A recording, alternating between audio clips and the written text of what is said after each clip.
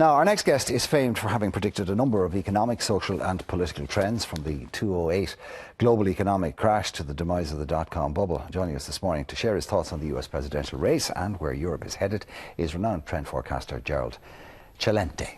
Good morning, Mr. CELENTE. How are you? Good morning. Now, sir, I'm not going to give your list of achievements and things that you've got right, because they're quite impressive, but, you know...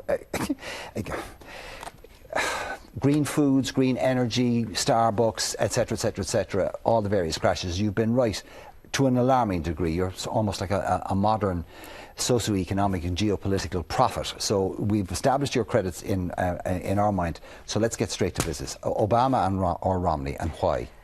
It looks, if I were to guess, because I wouldn't forecast this one, it would be Obama. Only because Romney, when you think about it, he won by default. He became the candidate by default, and the default was the other candidates were really nags running in a race.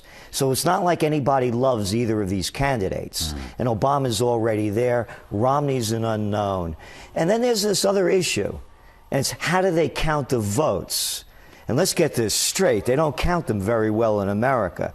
So we don't know where this is going to go. But if I was, I wouldn't put my reputation on this one. Okay. But I would call Obama the winner. Okay, then what happens? Same as what it is. Either one of them. It's a lesser of two evils election. You listen to the people. I'm voting for so-and-so. It's a lesser of two evils. When you vote for a lesser of two evils, nothing good comes from it. However, if Romney gets in, at least he has Congress and the Senate on his side, which means that he can get done what he wants to get done. Obama can't, because he's hamstrung. Well, that's not true, really, because Obama had 2 years of complete control over both houses.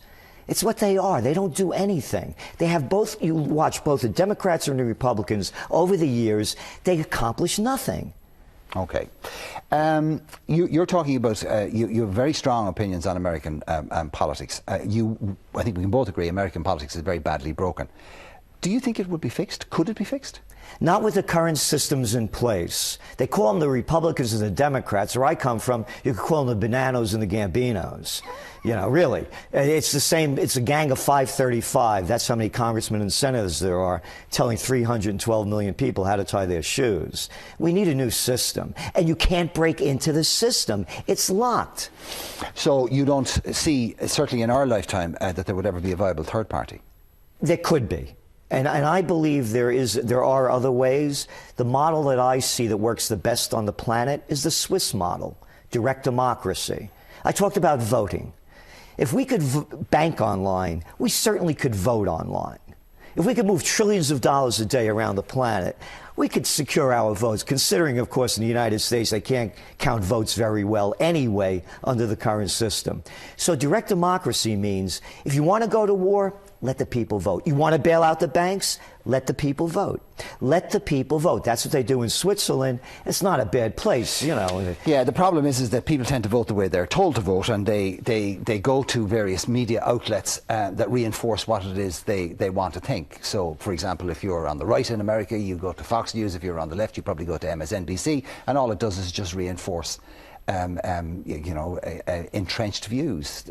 Things don't change very much. Well, they could, because for example, with the bailouts that they had in the U.S., they were running 500 to 1 against them. But you have a gang again of 535. They call it representative democracy. They're not representing the people. They represent the people that give them the most amount of money for campaigns. Okay, most people, the vast majority of normal, ordinary people, are concerned with home, heart and wallet. Wallet particularly. Sure. The American economy is in the toilet. Hard to see how any economy could get out from underneath the deficit it has. Do you think it can be fixed? Of course it can. Here's one way. How about the defense budget? How about stop fighting all these wars all over the world? We're talking over $1 trillion in defense and defense-related expenditures. Listen to what Eisenhower had to say. Supreme Commander of the Allied Forces, 5-star general, 2-term president.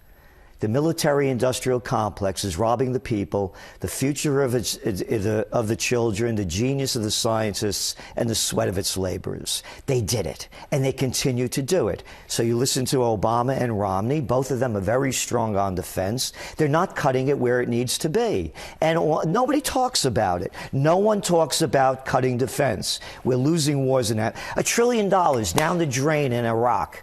1 million people killed. Hey, let's go to Afghanistan. I got an idea. Let's go to Libya, have a humanitarian mission. Listen to Obama and Romney on the debates. We got to take out Assad. You know, I could balance the budget. Let's have a World Wrestling Federation face-off on pay-per-view with Obama and Romney against Assad. No, there's ways of doing it. Also, the whole tax breaks for the multinationals. It's only the people that are paying. Well, that's true. I probably you noticed over the weekend that Apple are paying less than 2% on their foreign earnings, which is quite extraordinary. Europe, you reckon that Ireland should leave the EU. You know, you're not the first person to say that, but why do you think so? Let's look at what this really is. The Eurozone, the Euro began, 10 years ago for all intents and purposes. I was in Italy, it was 88 cents to a dollar. It's not working, it's failing in front of us. Look at the bailouts that are going on. The bailouts, by the way, are against the Maastricht Agreement, the Lisbon Treaty, that's put the Eurozone into place. It's not working, it's only 10 years old. And what it's done, it's made everybody poorer, again, except the multinationals. It's very easy to do trade with one currency. It's failing. It's failing in Greece. It's failing in Italy. It's failing in Spain. It's failing in Portugal. It's failed in Ireland. And who is paying the bill? You are. The people are. That's very true. Now, that leads us on to a very important point, a very serious point, actually, because you reckon that, that we could be on the cusp of an almost doomsday scenario, a potential World War III, because of what's going on in France, Spain, Portugal, Greece, here. And it is true that if you look at previous historical examples, that when you have an educated middle class with no jobs and no prospects who see a regime above them that is self-serving and not for and of the people, then revolution follows. So we could be facing a potential war. Now, whether it's a world war or whether it's a whole series of civil wars, I'm not entirely sure. The crash of 1929, Great Depression, currency wars, trade wars, World War. The panic of 08, Great Depression, currency wars are going on, trade wars are going on, World War. There's a war in Yemen, there's a war in Bahrain, there's a war in Syria, there's a war in Libya. There's a war, as you mentioned.